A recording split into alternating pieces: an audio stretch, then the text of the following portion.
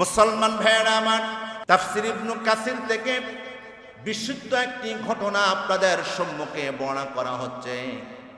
তদানীন্তন সময়ের কোন একজন আল্লাহর ওলি বাজারের মধ্যে গেলেন।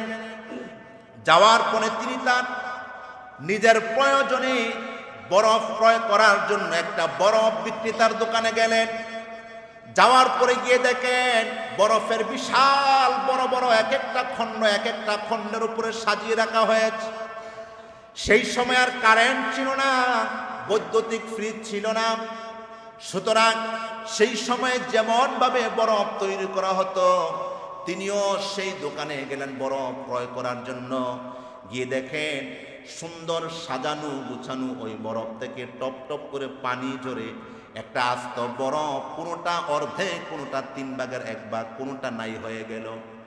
ওই আল্লাহর ওলি বুজুর্গ কণ্ঠের আওয়াজ বড় করে আফসোস করে বললেন, না, এ কি এক চমৎকার উদাহরণ!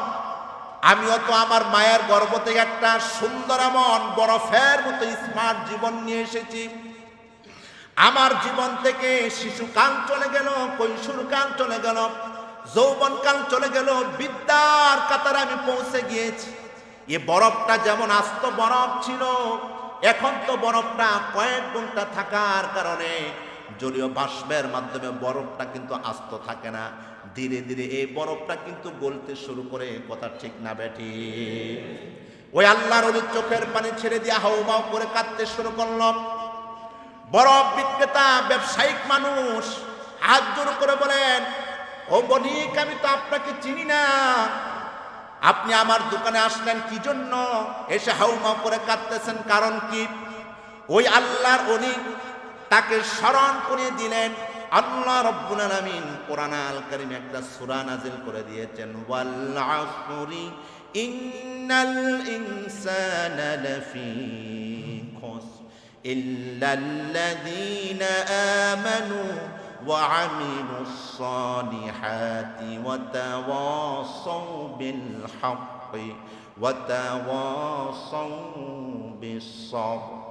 ওই বরফ বিক্রেতা শোনব, এই আসরুন শব্দ দিয়ে আমাকে আপনাকে এই বরফের মতো এই বরফ থেকে শিক্ষা নেওয়ার জন্য আল্লাহ তাআলা উপদেশ দিয়েছেন।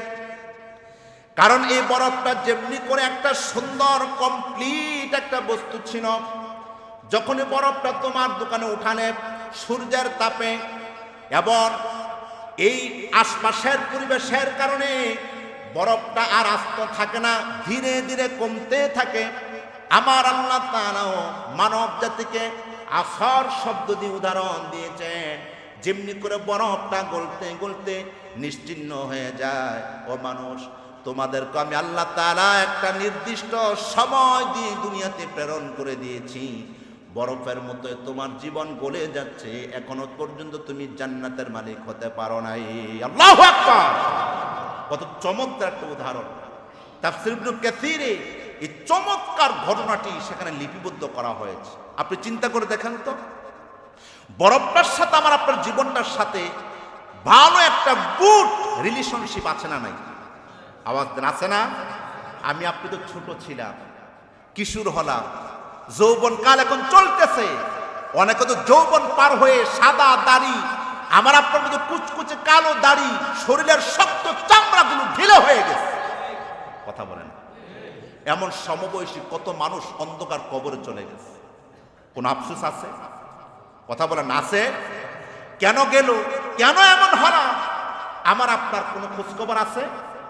মুসলমান ভাইয়েরা আমার, হযরত দাউদ আলাইহিস সালাতু ওয়াস সালামকে যেদিন আজরাইল আলাইহিস সালাতু ওয়াস সালাম রূহ কবজ করার জন্য গেলেন, দাউদ আলাইহিস সালাতু ওয়াস সালামকে আজরাইল যখন সালাম দিয়ে বললেন, পয়গম্বর আপনি রেডি হয়ে যান, দাউদ আলাইহিস সালাতু ওয়াস সালাম বলল, ও আজরাইল, তুমি যে আমার নিকট আসলে, আল্লাহ তো ইচ্ছে করলে আমাকে একটা মিসড কল দিতে পারতেন, একটু সতর্ক করতে পারতেন।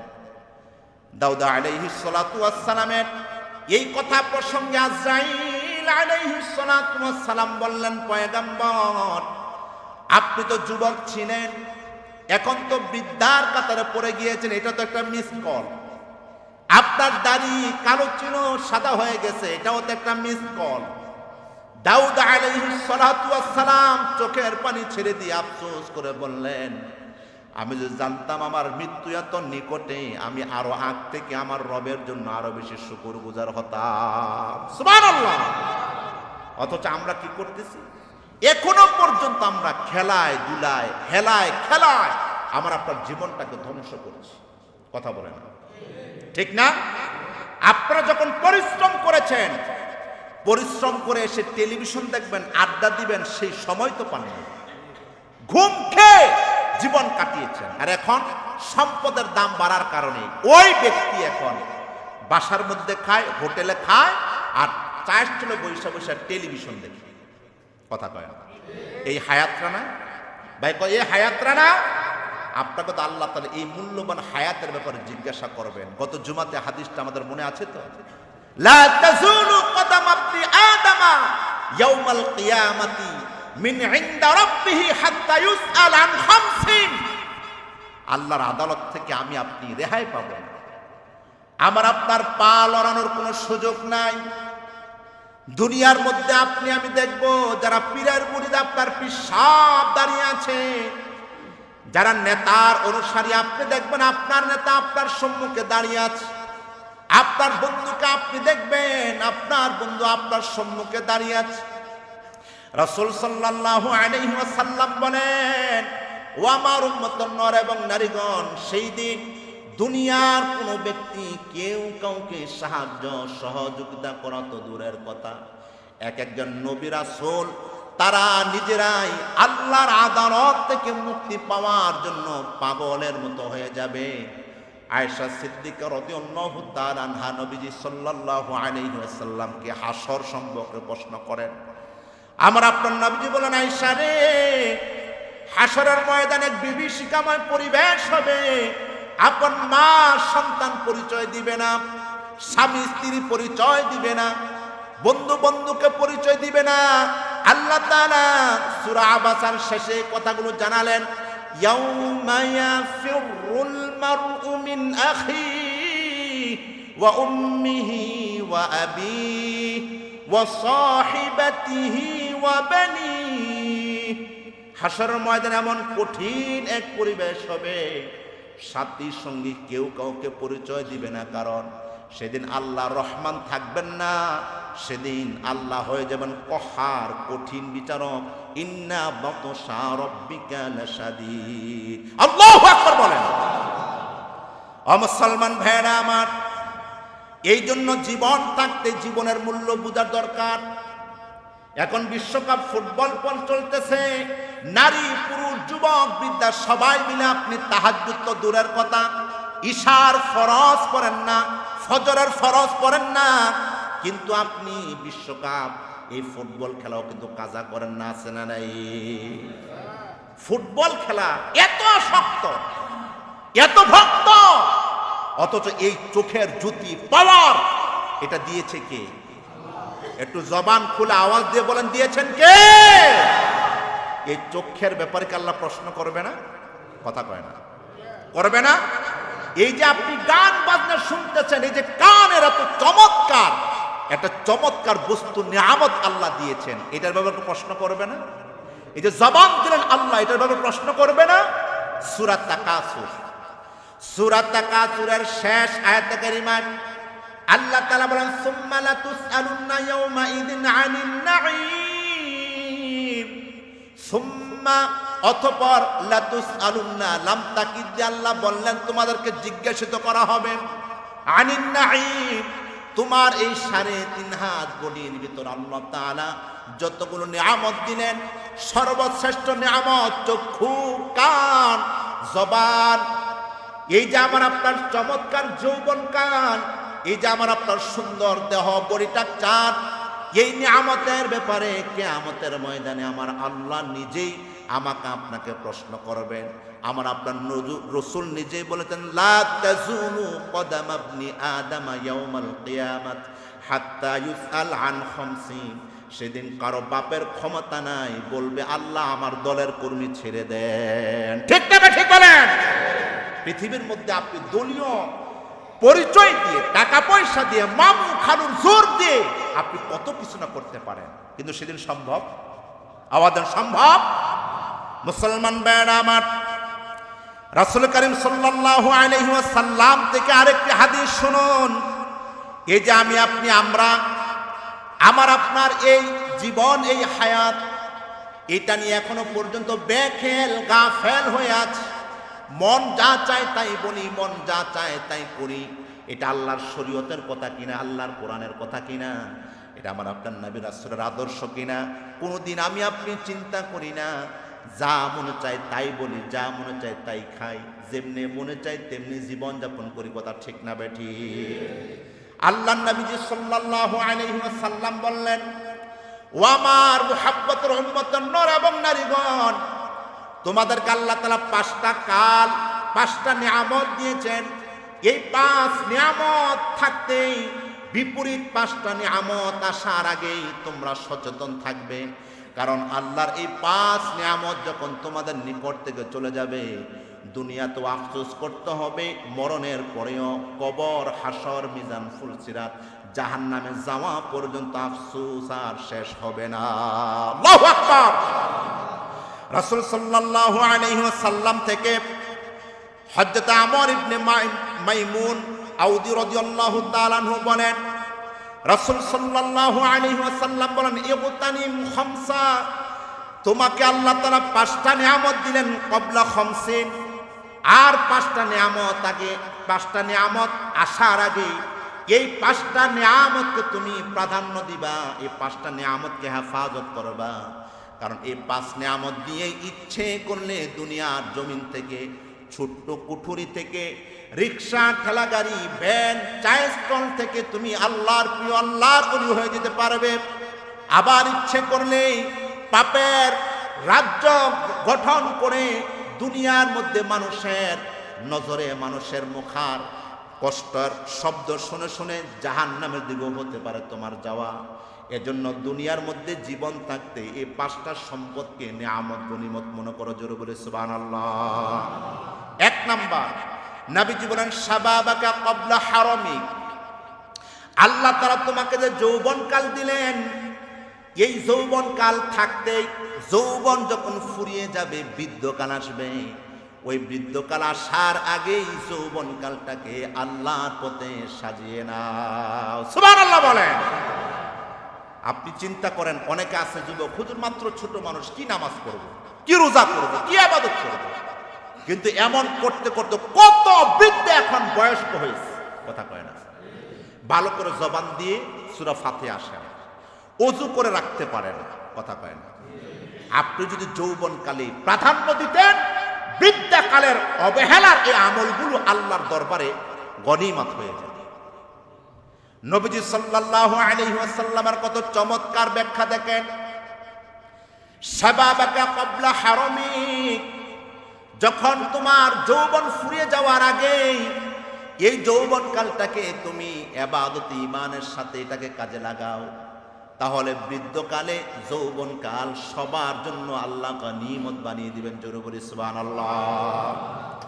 2 নম্বরে, ওয়াসিহহাতাকা ক্বাবলা সাকামিক, আল্লাহর রাসূল বলেন, এই যে এখন তুমি সুস্থ আছো, যে কোনো কারণে অসুস্থ হয়ে পড়বে, এটা নির্ধারিত। মানুষ অসুস্থ সুস্থ উভয়টার আল্লাহর পক্ষ থেকে আসে। সুতরাং এখন যে সুস্থ আছো, সুস্থ থাকা অবস্থায় বেশি বেশি আল্লাহর জিকির করো, আল্লাহর দাসত্ব গোলামি করো। যদিন তুমি অসুস্থ হয়ে হসপিটাল বেডে পড়ে থাকবে, বাড়িতে সুন্দর খাট পালন করে পড়ে থাকবে, যদি ওই সময় তুমি ইবাদত করতে না পারো, সুস্থ থাকাকালীন ফরজ, ওয়াজিব, সুন্নাতে মুআক্কাদার পাবন্দি গোলাম থাকার কারণে অসুস্থতা অবস্থায় না করলেও আল্লাহর সুস্থতার ইবাদত দিয়ে তোমাকে আমাকে কল্যাণকামী করে দিবে। তাহলে যৌবনকাল এটা দামি না কম দামি? সুস্থতা দামি না কম দামি? নবীজি সাল্লাল্লাহু আলাইহি ওয়াসাল্লাম বলেন, পৃথিবীর শ্রেষ্ঠ আল্লাহর নিয়ামত হলো সুস্থতা। বর্তমানে এই পরিবেশে ছোট্ট ছোট্ট ছেলেরা সুস্থ, এই সুস্থ ভালো ছেলেটা নেশায় আসক্ত, ইয়াবায় আসক্ত, গাঁজা ফেন্সিডিলে আসক্ত, আর এই আসক্ত হওয়ার পেছনে বাবা মা সবচেয়ে বড় দায়ী। আওয়াজ দিতে পারে ঠিক না বা ঠিক বলেন? যেই বাবা মা সন্তান জন্ম দেওয়ার পরে বাবা মা হতে পারে নাই, ওর বাবা মা হয়ে বেঁচে থাকার কোনো অধিকার নাই। বাবা মা যদি নেশা করে, সন্তান তো নেশার পানি দিয়ে হাবুডুবু খাবে, কথা ঠিক না? এজন্য আমাকে আপনাকে বুঝতে হবে ভাই, জ্ঞান থাকতে জ্ঞানের মর্যাদা দিতে হবে। বন্ধুগণ আমার তৃতীয় নম্বরে নবীজি সাল্লাল্লাহু আলাইহি ওয়াসাল্লাম বলেন ওয়া গিনাকা ক্বাবলা ফাকরিক, যাদেরকে আল্লাহ সম্পদশালী করলেন, এই সম্পদ একদিন আপনার থাকবে না। সম্পদ থাকবে, আপনি বৃদ্ধ হয়ে যাবেন। এই সম্পদের মালিক আপনার স্ত্রী হবে, সন্তান হবে, ছেলে মেয়েরা হবে। সুতরাং এই সম্পদগুলো থাকতে দিনের পথে, ইসলামের পথে আপনি বেশি খরচ করেন। আপনি যেদিন খরচ করতে পারবেন না, ওই দিন আফসোস করা লাগবে না। আল্লাহ তাআলা যুবক থাকতে, সুস্থ থাকতে খরচ করার কারণে অসুস্থ সময়ে খরচের সওয়াব দিয়ে আপনাকে জান্নাতি বানিয়ে দিবেন। যিনি, তিনি কে? কত চমৎকার উদাহরণ! নবীজি সাল্লাল্লাহু আলাইহি ওয়াসাল্লাম চতুর্থ নম্বরে বলেন ও ফারাগকা ক্বাবলা শুগুলিক, এখন যারা অবসর আছো, কাজ নাই, স্বাধীন, একটা সময় তুমি এমন ব্যস্ততার ভিতরে পড়ে যাবে, ওই ব্যস্ততার সময় আসার আগেই অবসর সময়টাকে ইবাদতে কাজে লাগাও। যেদিন ব্যস্ত হয়ে পড়বে, অতিরিক্ত সিয়াম, নফল, সালাত, তাহাজ্জুদ পড়তে পারবে না, তুমি অবসর সময়ে অতিরিক্ত আমল করার কারণে ওই সময়টার ভিতরে আল্লাহ তাআলা যাজা বরকত দিয়ে তোমাকে, আপনাকে ধন্য করে দিবেন। সুবহানাল্লাহ। পঞ্চম নম্বরে ওয়া হায়াতাকা ক্বাবলা মাউতিক, আর তোমার মৃত্যু আসার আগে এই দুনিয়ার জীবনটাকে প্রাধান্য দাও। আল্লাহু আকবার! আল্লাহর রাসূলের কত চমৎকার বিজ্ঞান ভিত্তিক কথা। আমার আপনার এই জীবনটাকে প্রাধান্য দিতে বলেছেন ক্বাবলা মাউতিক, মরণ আসার আগে। তার মানে এই যে যৌবনকাল, এই যে সুস্থতা, এই যে আমার আপনার অর্থ, এই যে আমরা অবসর সময়, এই যে দুনিয়ার জীবন, এগুলো সব আল্লাহর একটা নিয়ামত। সুবহানাল্লাহ। একটা হারিয়ে গেলেই পরে আফসোস, আহারে অসুস্থ হয়ে গেলাম, আহারে টাকা পয়সা নাই, আহারে ব্যস্ত, আহারে মৃত্যুর কোলে ঢলে পড়লাম। ওই সময় আফসোস করে লাভ আছে?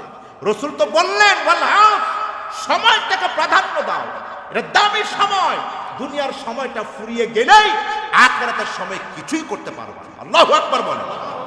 এজন্য প্রিয় সুধী, সূরাতুল আসর ছোট্ট একটি সূরা, কিন্তু এটার তাৎপর্য, এটার মর্যাদা অপরিসীম। এই ছোট্ট সূরাটি নিয়ে ইমাম শাফিঈ রাহমাতুল্লাহি আলাইহি বলেছেন, আল্লাহ যদি কোরআনের 114 নাজাতের জরিয়া হয়ে যেত। সুবহানাল্লাহ। কত দামি একটা কথা।